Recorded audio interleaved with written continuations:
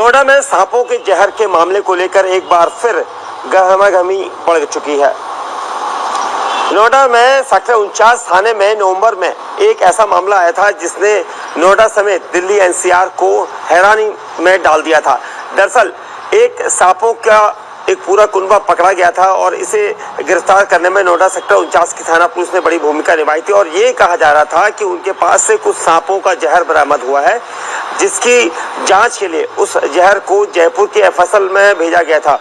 अब वो रिपोर्ट आ गई है और इस पूरे मामले में सबसे बड़ी कहानी ये थी क्योंकि एक फेमस यूट्यूबर को इसमें उसका नाम इसमें शामिल किया गया था। जो आरोपी थे, जिनमें राहुल नाम का जो शख्स था, उसने ये बताया था कि फेमस यूट्यूबर एल्विश यादव के कहने पर ही ये सब कुछ हुआ था।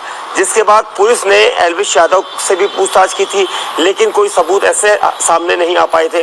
अब ऐसे में ये रिपोर्ट एक बार फिर पुलिस के पास इसकी कॉपी आ गई है। पुलिस का कहना है कि इस कॉपी को वो पढ़ रहे हैं, उसके बाद रीड करके ही कुछ कंक्लूजन में पता चल पाएगा। लेकिन सबसे बड़ा सवाल यही है, जो अब तक जिस रिपोर्ट का हवाला दिया जा रहा था कि उसे जयपुर के एफएसएल में भेजा जाएगा, अब वो रिपोर्ट आ गई है। उस रिपोर्ट में ये कहा गया है कि जो रिपोर्ट के लिए भेजा गया था कि ये पता किया जाए कि किसका जहर है।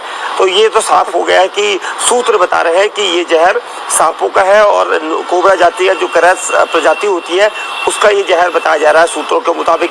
अब ऐसे में एक बार फिर जांच का दायरा उन सभी 5 सपेरों के ऊपर बढ़ेगा, क्योंकि जिनमें राहुल भी है। लेकिन एल्विश यादव का नाम अभी भी इसलिए इसमें सामने नहीं आ रहा है क्योंकि एल्विश यादव की भूमिका यहाँ पर कहीं से भी लिंक नहीं हो पा रही और इसी वजह से अब तक एल्विश यादव से पुलिस पूछताछ नहीं कर पाई थी।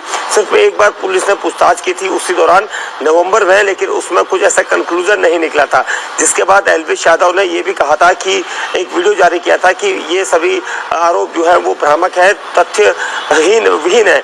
और इसके बाद से ही लगातार नोएडा पुलिस इस केस को काफ़ी संजीदगी से ले रही है, क्योंकि ये कहा जा रहा था कि नोएडा में जितनी भी रेव पार्टियां होती है, रेव पार्टियों में सांपों के जहर का इस्तेमाल होता है। उसके साथ ही वहां पर सपेरों को बुलाया जाता है और इसी वजह से एक पार्टी जो करवाई गई थी जिसके ऑर्गेनाइजर जो उसके एल्विश यादव के काफ़ी नज़दीकी थे, उनका नाम आया था।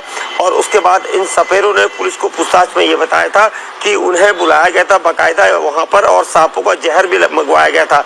और इसी सांपों के जहर को लेकर पुलिस ने जो बरामदगी की थी उसमें सांपों का जहर भी बरामद हुआ था। और वो रेड इसलिए की गई थी क्योंकि वो एक 5 स्टार होटल की तरह वहाँ पर जो नोएडा के कुछ होटल्स थे उनमें सप्लाई की जानी थी। और ये जो सांपों का जहर बरामद हुआ ये काफ़ी चौंकाने वाला था, क्योंकि रेव पार्टियों में नोएडा में सांपों का जहर इस्तेमाल होता है। जो सपेरे थे उन्होंने एल्विश यादव का नाम लिया था, लेकिन एल्विश यादव के खिलाफ अब तक कोई ऐसे ठोस सबूत नहीं मिल पाए। लेकिन अब जबकि ये रिपोर्ट जो आई है, ये रिपोर्ट कहाँ तक एल्विश यादव को कटघरे में खड़ा करती है ये अभी देखना होगा। लेकिन पुलिस अभी भी फूक कर कदम रख रही है, क्योंकि जो कुछ भी अब तक सामने आया है जांच में, वो सब आधार बनाकर जांच की जा रही है। लेकिन अभी भी जो यूट्यूबर एल्विश यादव है, क्या उनसे पूछताछ होगी या नहीं ये देखना होगा, क्योंकि पुलिस तब तक उनसे पूछताछ नहीं करेगी जब तक ठोस सबूत उनके खिलाफ नहीं होता। क्योंकि ऐसे ही नाम लेने से हर कोई जांच के दायरे में आ तो जाता है, लेकिन जब तक उसके खिलाफ ठोस सबूत नहीं मिल पाते तब तक उसके खिलाफ पुलिस कोई एक्शन नहीं ले सकती।